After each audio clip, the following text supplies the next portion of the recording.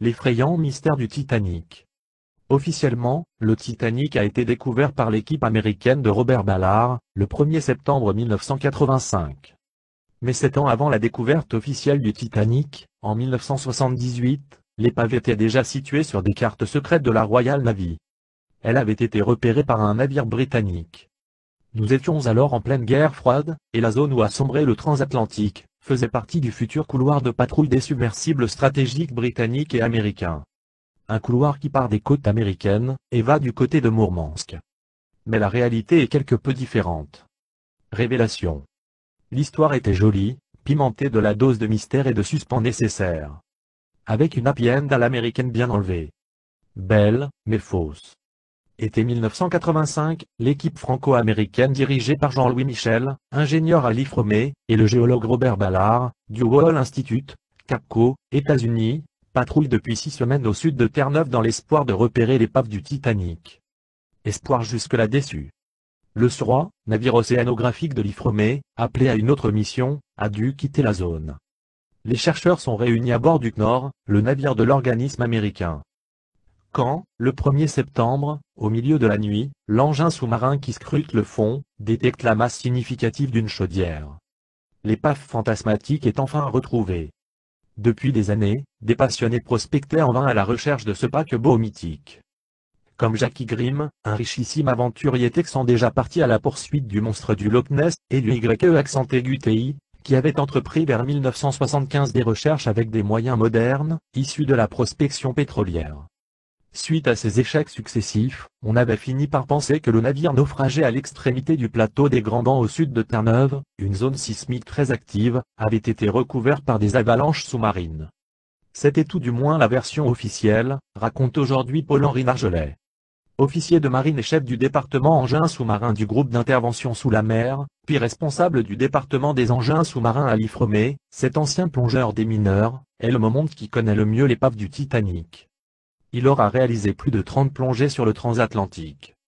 Et l'histoire qu'il raconte aujourd'hui, est bien loin de celle que les médias ont rapportée à l'époque. Première révélation. L'épave perdue ne l'était pas pour tout le monde. Elle fut en réalité localisée bien avant sa découverte officielle. En 1978, P.H. Nargelet, un navire océanographique anglais, avait détecté un grand bateau coupé en deux. Les Britanniques partageaient alors, avec la marine américaine, la prospection de la future zone de patrouille des sous-marins nucléaires. Pourquoi les Britanniques gardent-ils le secret? Tout simplement parce que le Titanic était une planque idéale pour les sous-marins stratégiques. Une telle masse métallique peut en effet parasiter les moyens de détection ennemis. Autre révélation. Pendant la phase de préparation de la recherche, Robert Ballard connaissait ses renseignements et les cartes secrètes où figurait l'épave, affirme P.H. Nargelet. J'en ai la preuve, un journaliste anglais m'a avoué, qu'il lui avait donné des informations avant même de trouver le Titanic. Alors pourquoi toute cette mise en scène? Un petit retour en arrière s'impose. Dans les années 70, le jeune géologue Robert Ballard rencontre Jean-Louis Michel, alors chercheur au CNEXO, Centre National d'Exploitation des Océans, futur IFREME, au cours de l'expédition océanographique FAMO, French American Mi-Ocean Survey. 10 ans plus tard, le scientifique américain développe pour le compte de la marine américaine, un traîneau sous-marin doté de caméras vidéo. Jean-Louis Michel est, quant à lui, le concepteur d'un sonar remorqué SAR pouvant atteindre 6000 mètres de profondeur. Robert Ballard a expliqué qu'il pourrait être intéressant de faire des essais communs sur le Titanic, se souvient P.H. Nargelet. On le disait insubmersible, et que même Dieu n'aurait pu le couler. En réalité, Ballard a besoin de la caution de l'organisme scientifique français pour monter une expédition sur le paquebot et vendre les droits photographiques aux médias. Son système Argo ne pouvant prospecter une zone au milieu de l'Atlantique, s'adjoindre les services du SAR, lui permet d'offrir des garanties de réussite. Un accord vite conclu, les prospections commencent en août 1985. Tous les renseignements disponibles indiquaient que l'épave se trouvait à l'ouest du 50 degrés de longitude, raconte P.H. Nargelet. Or, le Carpathia a récupéré les rescapés 3 heures après le naufrage par 49°53 ouest.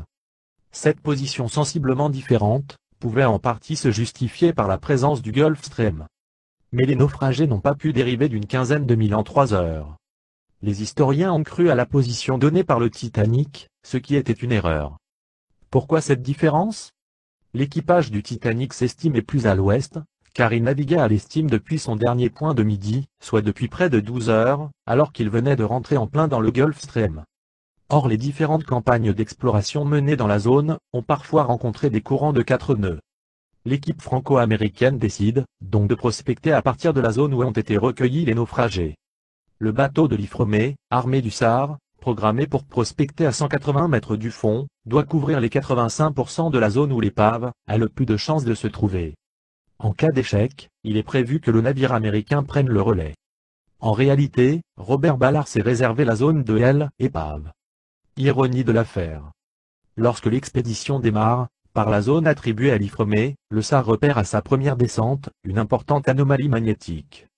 Cette anomalie correspond, on le saura plus tard, au Titanic. Mais personne n'y croit sauf les 2 ingénieurs du LOTI, laboratoire d'électronique et de technologie d'instrumentation, qui s'occupent du magnétomètre. Sur le bateau, les autres ont pensé qu'il s'agissait d'un rat bleu, une incohérence technologique en langage de sous-marinier. S'ils avaient cru au tracé magnétique, le Titanic aurait été trouvé dans la demi-heure suivante, reconnaît Paul-Henri Nargelet. La campagne du Suroît se termine fin août, sans que le sonar soit repassé aux abords de l'épave. Toute l'équipe de recherche embarque alors sur le Knorr, venu prendre la relève avec l'Argo. L'Argo n'a rien à voir avec le SAR, précise Nargelet. Dans un cas, il s'agit d'un sonar qui balaie une vaste zone, dans l'autre, d'une caméra au bout d'un fil, qui fait des spaghettis au fond, le chariot va où il veut. Dès que le bateau avance, il part en pendule à 500 mètres, et se balade de façon désorganisée par chance, au moment où l'engin passe au-dessus d'une des chaudières, Jean-Louis Michel surveille l'écran vidéo. Il comprend aussitôt l'intérêt de la silhouette détectée par les caméras. Et identifie l'épave. Le scénario est alors bouclé, les Américains peuvent s'attribuer officiellement la découverte du Titanic. Pour que les médias ne soient pas pris au dépourvu, un journal anglais a reçu dès le vendredi, l'annonce de la découverte pressentie pour la nuit du samedi au dimanche suivante. Et un hélicoptère, lui aussi commandé la veille, est sur place le dimanche matin pour récupérer les photos. Ballard savait que la prospection arrivait dans la bonne zone, sourit PH Nargelet. Il était donc sûr de trouver l'épave, à quelques heures près. Au moment où l'Argo repère la chaudière du Titanic, Robert Ballard dort. Du sommeil du juste. Un livre, L'énigme du Titanic, de Robin Gardinet et Dan Van der Laa, paru en 1998 chez Michel Lafon, dénonce les mystères et les dissimulations qui entourent le dossier. Et si ce n'était pas seulement un accident? Et si quelqu'un avait eu intérêt à ce que le Titanic n'atteigne jamais New York? Et si? Et si? Le nom tout d'abord, Titanic sonnait dès le début, comme un mauvais présage et inquiétait les membres de l'équipage. Dans la mythologie, les titans désignaient des dieux déchus, qui cherchaient à se venger de eux. Jusqu'au numéro d'immatriculation 390 904, qui, habilement manuscrit et reflété dans un miroir, donnait nos popes, c'est-à-dire à bas le pape. D'autre part, les recherches des auteurs établissent que les 2 missions d'enquête, l'une anglaise, l'autre américaine, ont été bâclées. On sait que le flanc du paquebot a été touché par l'iceberg, à 23h40, le 14 avril 1912. Mais pourquoi n'a-t-on jamais parlé de la mystérieuse trouée, près de l'étrave, qui pourrait avoir été provoquée par une explosion? Plus troublant, on évoque la folle hypothèse que le Titanic aurait été remplacé par son jumeau, l'Olympique. Explication, les différentes missions de plongée n'ont pu retrouver les numéros d'immatriculation à l'arrière.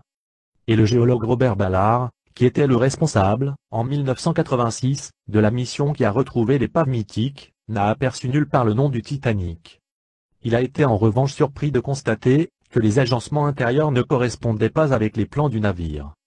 Des plans qui ont justement disparu mystérieusement des bureaux de la compagnie maritime White Star Line. Cette dernière a évité une condamnation pour négligence grave en payant certains témoins clés.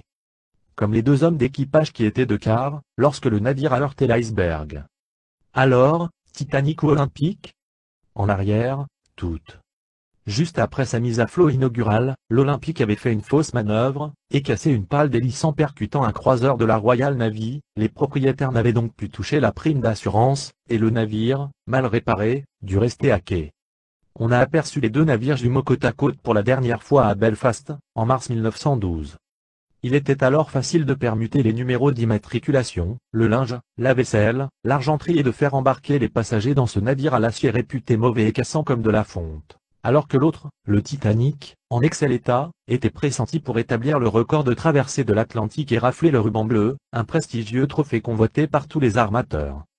Il suffisait de faire embarquer les gens à bord de l'Olympique, de créer au large une petite avarie, avec l'aide d'un iceberg, et de faire évacuer les passagers par des secours proches, pour toucher la prime d'assurance. Sans noyer personne. Hélas, le destin a choisi de frapper avant la zone où se trouvaient de nombreux navires.